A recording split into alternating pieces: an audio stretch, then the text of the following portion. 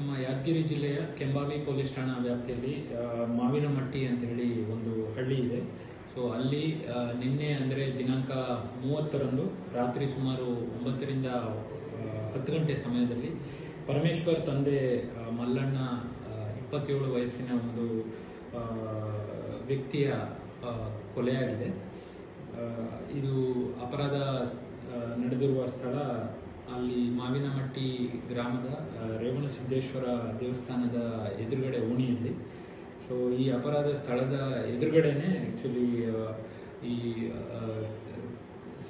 ಕೊಲೆಗೆ ಈಡಾದ ಪರಮೇಶ್ವರ್ ಅವರ ಮನೆ ಮತ್ತು ಅವರ ದೊಡ್ಡಪ್ಪನ ಮನೆ ಇತ್ತು. ಸೊ ಹಲವಾರು ವರ್ಷಗಳಿಂದ ಈ ಎರಡು ಕುಟುಂಬಗಳ ಮಧ್ಯೆ ಆಸ್ತಿ ವಿವಾದ ಕುರಿತು ವೈಷಮ್ಯ ಮತ್ತು ತಕರಾರು ಇತ್ತು. ಸೊ ಇದೇ ಒಂದು ವೈಷಮ್ಯದ ಹಿನ್ನೆಲೆಯಲ್ಲಿ ನಿನ್ನೆ ರಾತ್ರಿ ಸುಮಾರು 9:30 ಸಮಯದಲ್ಲಿ ಅವರ ದೊಡ್ಡಪ್ಪನ ಮಕ್ಕಳೆಲ್ಲರೂ ಸೇರಿ ಸುಮಾರು ಒಂದು 10ರಿಂದ 12 ಜನ ಅವರಿಗೆ ಹಲ್ಲೆ ಮಾಡಿ ಮತ್ತು ತಲೆ ಮೇಲೆ ದೊಡ್ಡದ ಕಲ್ಲನ್ನು ಎತ್ತಾಕಿ ಅವ್ರನ್ನ ಕೊಲೆ ಮಾಡಿದ್ದಾರೆ. ಸೊ ಈ ಕುರಿತು ಕೆಂಬಾವಿ ಪೊಲೀಸ್ ಠಾಣೆಯಲ್ಲಿ ನಿನ್ನೆ ಮರ್ಡರ್ ಪ್ರಕರಣ ದಾಖಲಾಗಿದೆ.